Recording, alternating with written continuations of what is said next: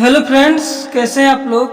तो जैसा कि आप लोग जानते हैं, हम लोग मेडिसिनल केमिस्ट्री को पढ़ रहे हैं और ये हम लोग का नेक्स्ट लेक्चर है जिसमें हम लोग पढ़ेंगे फिजियोकेमिकल प्रॉपर्टीज में पार्टीशियन कोफिशिएंट। जैसे कि हम लोगों ने पिछले लेक्चर में क्या क्या पढ़ लिया है उसको देखते हैं। Physicochemical properties in relation to biological action चल रहा था। इसमें हम लोग आयोनाइजेशन को एकदम अच्छे से पढ़ लिया है। इस पार्ट में हम लोग पढ़ेंगे पार्टीशियन कोफिशिएंट एंड सॉल्युबिलिटी। ये दोनों हमको खत्म करना है आज।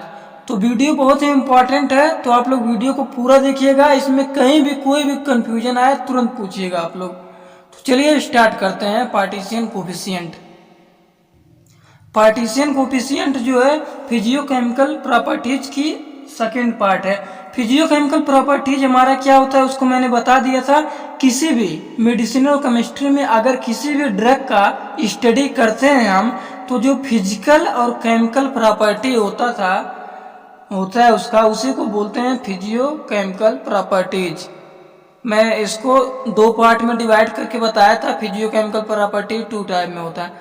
अब पार्टीशियन कोफिशिएंट जो होता है वो क्या आता है समझिए।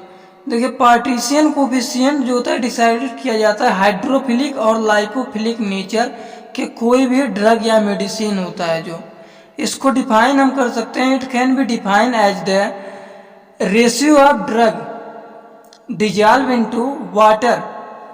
वाटर में डिजॉल्व होता है, उसी को बोलते हैं हम पार्टीशियन कोफिशिएंट। और इसको हम डिनोट किससे करेंगे, लॉग पी या के से। और इसका फार्मूला देखिए क्या होता है, log P equal to X of drug in octanol X of drug in water. अब हम ये फार्मूला कैसे बना इसको देखिए आप लोग। लॉग पी जो होता है ये हमारा होता है पार्टीशियन कोफिशिएंट। जैसे कि देखिए ये हमारा कोई कंटेनर टाइप में है, ठीक। ये इसको टू पार्ट में हम करते हैं। ये हमारा है ऑक्टेनॉल 50 ml ऑक्टेनॉल है इसमें 50 ml और 50 ml इसमें वाटर है। दो पार्ट बना हुआ है, ठीक। तो इसमें ऑक्टेनॉल 50 ml है, इसमें 50 ml वाटर है। अब हम यहाँ से 1 ग्राम, अब दिखा 1 ग्राम ड्रग को यहाँ से इसमें हम डालते हैं, ठीक। ड्रग डालें अगर हम इसमें, तो अगर ज़्यादा ऑक्टेनॉल में ये ज़्यादा मिक्स हुआ तो हमारा होता है, इसका नेचर होता है लाइपोफिलिक। और अगर हमारा ड्रग ज़्यादा वाटर में घुला तो हमारा होता है हाइड्रोफिलिक नेचर, ठीक। मतलब ये बात है कि इसको हम इसमें मिक्स किए दोनों में।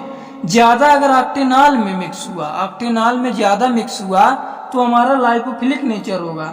और अगर वाटर में ज़्यादा घुला तो हाइड्रोफिलिक नेचर होगा। तो चलिए देखते हैं इसको। यही मैं समझाया हूँ आपको। यहाँ पे 1 ग्राम ड्रग प्रोवाइड करेंगे तो होगा। अब देखिए इसका थोड़ा समझिए एग्जाम्पल समझने के पहले। अगर किसी भी ड्रग का वैल्यू एक से अगर किसी भी ड्रग का वैल्यू ज़्यादा होता है तो उस ड्रग का नेचर क्या होता है, लाइपोफिलिक। और अगर किसी भी ड्रग का वैल्यू 1 से कम होता है, लेस देन 1, तो उस ड्रग का नेचर जो हमारा होता है हाइड्रोफिलिक। ये बहुत इंपॉर्टेंट है, आप लोग इसको जानिए, ये बेसिक है हमारा। एग्जाम्पल में देखिए, एथेनॉल 0.03, मॉर्फिन 0.40, एस्प्रिन 1.19, लिकोकेन 2.26। और देखिए हमारा नेक्स्ट पॉइंट इसमें लिख लेंगे, थोड़ा सा जानना जरूरी है, बहुत ज़्यादा। जो पार्टीशियन कोफिशिएंट कोई भी मेडिसिन जो होता है डिपेंड करता है फॉलोइंग फैक्टर पे। The partisan coefficient of any medicine depend upon following factor. किस किस पे डिपेंड करता है, पीएच पर करता है, कोसॉल्वेंट पे करता है, सरफेक्टेंट पे करता है और कॉम्प्लेक्शन पे करता है। ये था हमारा पार्टीशन कोफिशिएंट के इतने, ये बहुत ही इम्पोर्टेंट थे, आप लोग इतना लिख लेंगे तो बहुत है। अब नेक्स्ट हम लोग स्टार्ट करते हैं जो कि बहुत ही इम्पोर्टेंट है, सॉल्युबिलिटी। सॉल्युबिलिटी को हम लोग पूरा एकदम अच्छे से एक्सप्लेन करते हुए समझते हुए चलेंगे। तो चलिए स्टार्ट करते हैं सॉल्युबिलिटी को। तो सॉल्युबिलिटी को स्टार्ट करने से पहले मैं थोड़ा सा यहाँ पे समझा देता हूँ।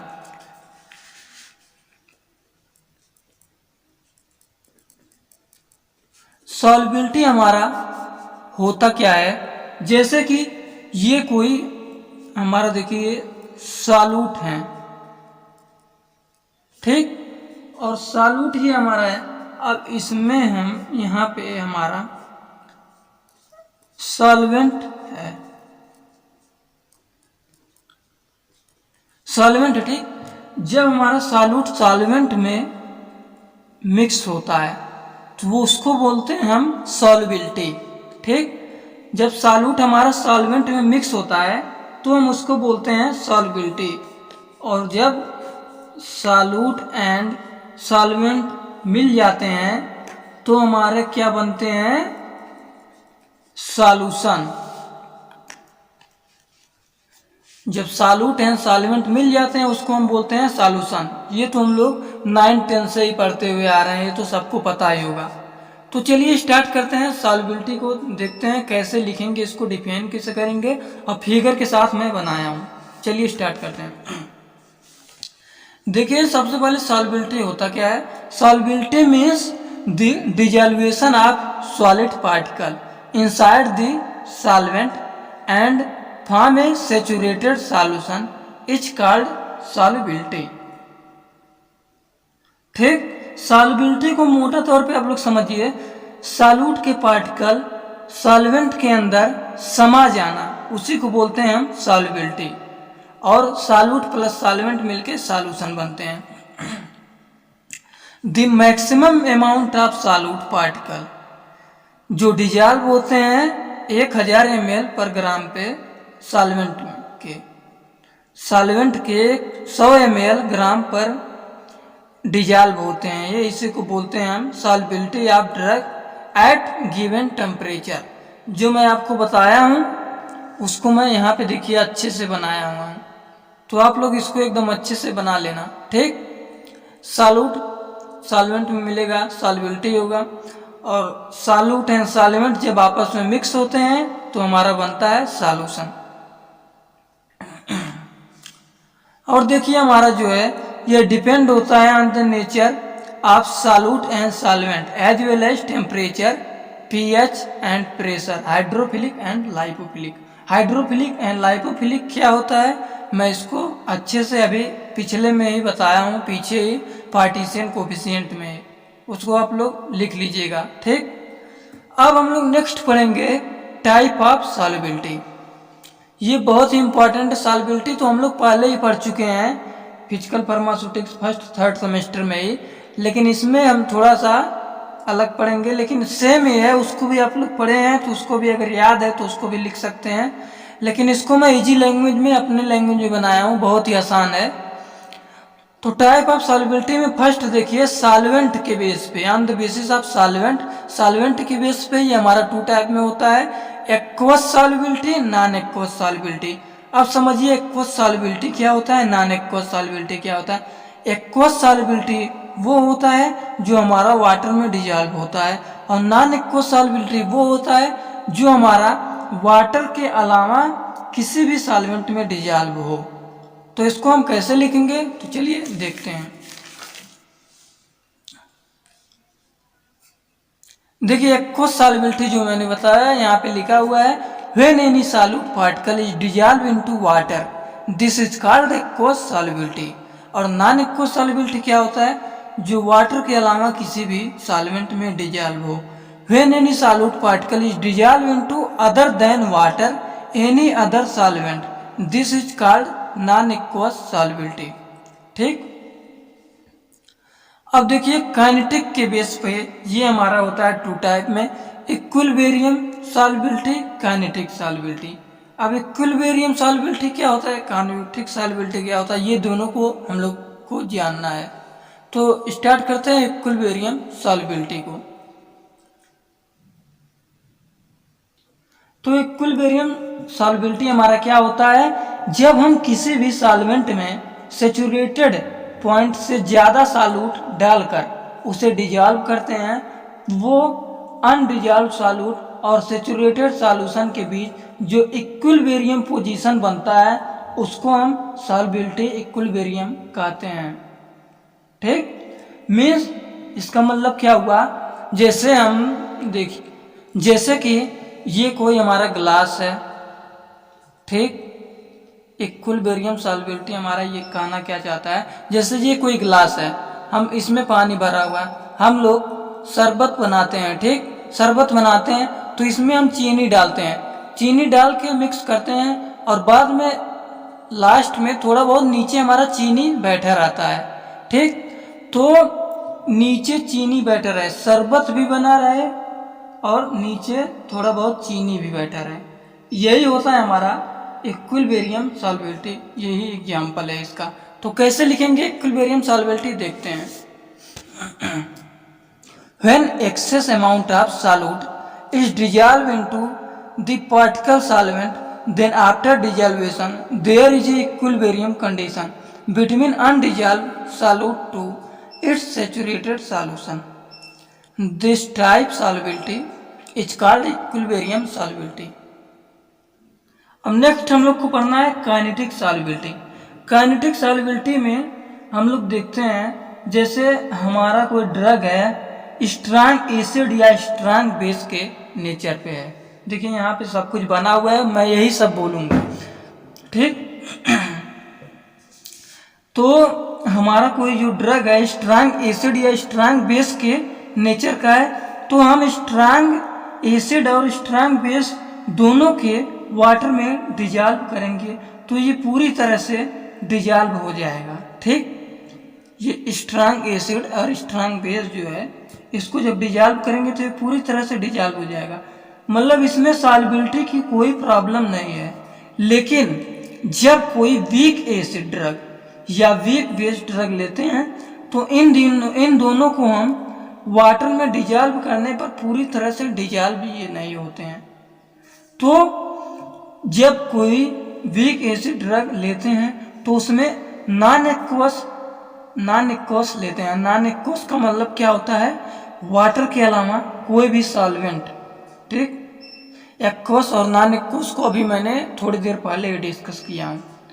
तो वीक एसिड के लिए सॉल्वेंट स्ट्रांग बेस, देखिए वीक एसिड के लिए स्ट्रांग बेस होना चाहिए और वीक बेस के लिए स्ट्रांग एसिड होना चाहिए, और लेवलिंग इफेक्ट के कारण सॉल्युबिलिटी तब हमारा इंक्रीज होता है। यही होता है हमारा काइनेटिक सॉल्युबिलिटी।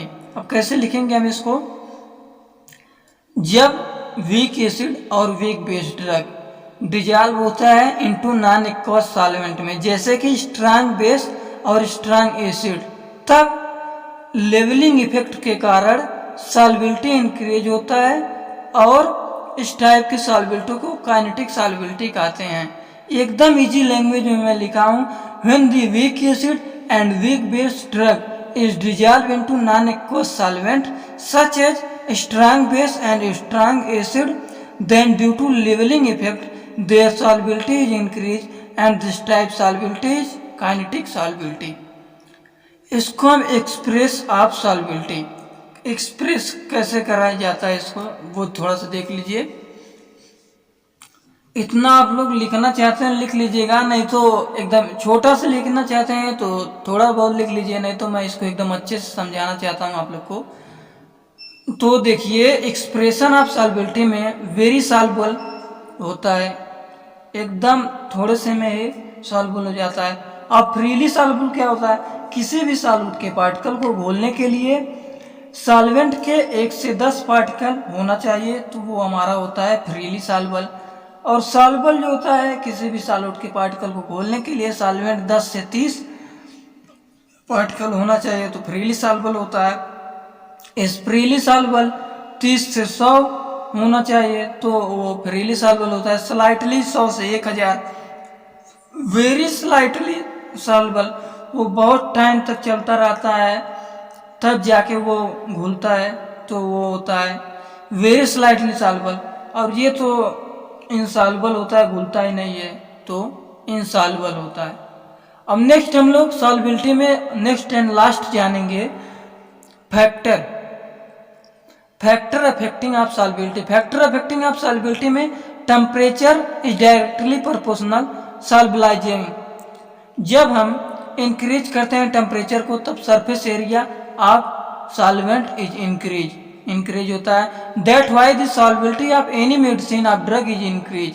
और प्रेशर क्या होता है हमारा, ये सब आप लोग पहले से पढ़े हुए हैं, आप लोग इसको लिखना चाहते हैं तो लिख लीजिएगा। फैक्टर बहुत जरूरी होता है, फैक्टर ही उठा लेता है 2 नंबर में। Right the factor affecting of solubility, right the expression of solubility. तो ये सब बहुत जरूरी है आप लोग, ये नहीं कि थोड़ा सा सॉल्युबिलिटी जान ले हो गया, नहीं, पूरा जानना बहुत जरूरी है।